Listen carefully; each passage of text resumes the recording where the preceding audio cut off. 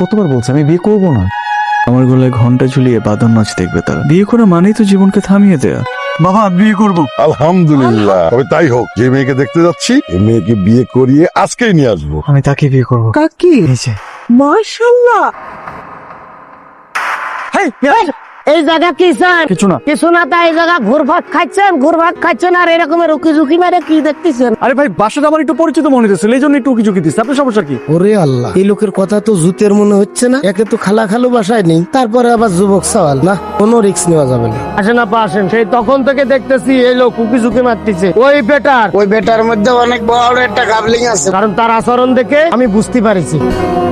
কই কাউকে তো দেখতে পাচ্ছি না। আপা বিশ্বাস করেন, এই বড় এক জলজন্ত মানুষ আমি এই মাত্র এখানে দাঁড় করায় খালি ভিতরে গেছি আর আইছি। আল্লাহ, আমি কেমন পরীক্ষার মধ্যে পড়লাম আল্লাহ। মধু ভাই, তুমি যে হালকা একটু রাত কানা সেটা আমি জানতাম, তুমি যে দিন কানা সেটা আমি মাত্র বুঝতে পারতেছি। তুমি কি বুঝতে পারতেছো বাবা মা আসলে তোমার কি অবস্থা হবে? ছেলে ভালো, বংশীয় ছেলে, পুরো রাজপুত্রের মতো চেহারা। ঘটক ভাইয়া, আমি না এই মুহূর্তে একদমই বিয়ে শাদী নিয়ে ভাবছি না। আপনি বরঞ্চ অন্য কাউকে দেখুন প্লিজ। এক্সকিউজ মি আপুমনি, কিঞ্চিত কারেকশন। মাই নেম ইজ জাদু।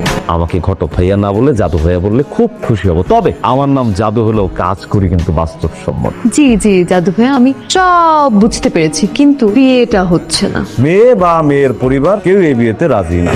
তারা আমাকে সাফ সাফ জানিয়ে দিয়েছে, এখনই তারা মেয়ের বিয়ের ব্যাপারে কিছু ভাবছে না। এই জন্যই তো আমরা আপনাকে ভাড়া করেছি। এক্সকিউজ মি, ভাড়া করেছেন মানে? ভাড়া করেছেন মানে কি? আমি কি অটো রিকশা নাকি সিএনজি যে আমাকে আপনারা ভাড়া করবেন? আপনি একটু পরে যে মামুন মামের দোকান থেকে একটা ফুচকা এনে দিয়েন তো। কার সাথে কথা বলছিলেন? ভিতর থেকে আওয়াজ পাচ্ছিলাম। আপনি আইছেন না, খুব ভালো কাম করছেন। আসেন, সেদিনকে সে সালটা আবার আইছে। আপনার আজকে হাতে নাতে প্রমাণ করাই দেবো। আসেন আসেন, আপনি আজকে হাতে নাতে দেখাবো। আসেন। মধু ভাই, আপনি কি আমার সাথে মজা করেন? বিশ্বাস করেন আপা, আমি এই মাত্র দেখছি আমার সাথে এগুলো হচ্ছে কি, আমি তো আবার কালার খেয়ে গেলাম। এক মুঠো রোদ তোমায় দিলাম, আমায় কিছু কুয়াশা দিও। আকাশ পুরো জ্যোৎস্না দিলাম, আমায় কিছু বৃষ্টি দিও। এটি আপনাকে লেখা আমার দ্বিতীয় চিঠি। আপনি কিছু একটা বুদ্ধি বের করেন। কোনো বুদ্ধি নেই আমার মাথায়, এখন কোনো বুদ্ধি নেই আমার মাথায়। এখন পুরো মহাশূন্য হয়ে গেছে এবং এটার মধ্যে পুরো ব্ল্যাক হোল। অন্য কারো শরণাপন্ন হয়। এটা আপনি কি বললেন? আমি এই দেশে কাউকে চিনি? আমি 11 বছর দেশের বাইরে ছিলাম। আপনি সেটা এখানে আমার আর কেউ নাই। শোনেন, আমি খোঁজ খবর নিয়ে দেখছি এই মেয়েটার বিয়ে হয়নি। মেয়েটা অন্য কারো প্রেমে আসক্ত না। That means very very single. আপনি জোকের মতো লেগে থাকেন, টুডে অর টুমরো হবেই। কবিতা কিংবা ভনিতা নয়, সত্যি বলছি, আপনি এক অপরূপা, যার জন্য বেকুল বেকুল লাগে, যাকে দেখলেই প্রেমে পড়া যায়। আপনি এই ধরনের পাগলামিগুলো কেন করছেন বলেন তো? ভালোবাসি যে। আপনাদের মতো ছেলেদেরকে না আমার খুব ভালো করে চেনা আছে। আপনি কখনো আমাকে দেখেছেন বা চেনেন আমাকে? দেখিনি। আপনাকে দেখার আমার কোনো ইচ্ছেও নেই, আর পরিচিত হবার তো কোনো প্রশ্নই ওঠে না। আমি কিন্তু আপনাকে প্রেমের প্রস্তাব দেইনি, আমি আপনাকে একদম বিয়ের প্রস্তাব দিয়েছি, তারপর একদম ট্রেডিশনাল স্টাইলে, ঘটকের মাধ্যমে। যাই হোক, আমি আসলে এই মুহূর্তে বিয়ে করার জন্য একদমই প্রিপেয়ার নই, আর প্রেমের তো প্রশ্নই আসে না। আমার মনে হয় আপনি আপনার সময় নষ্ট করছেন, সাথে আমারও। দেখুন, আমার নিজেরও কিন্তু বিয়ে করার ইচ্ছা ছিল না। ফ্যামিলি থেকে একটা প্রেশার ছিল, এইজন্য একটা পর একটা মেয়ে দেখাচ্ছিল। আর বিয়ে যেহেতু করবো না, এই জন্য আমি সিরিয়ালি সেগুলো রিজেক্ট করছিলাম।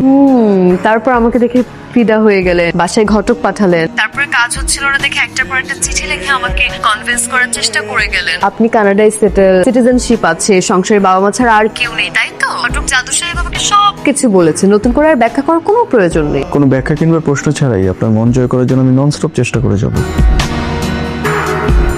বোঝার চেষ্টা করুন প্লিজ। আপনি এবার থামুন, যা সম্ভব নয় তার জন্য অপেক্ষা করা অনুচিত। আপনার কথা শুনে মনে হচ্ছে আপনি বুকের মধ্যে প্রেম বিরোধী একটা দুঃখ পুষছেন।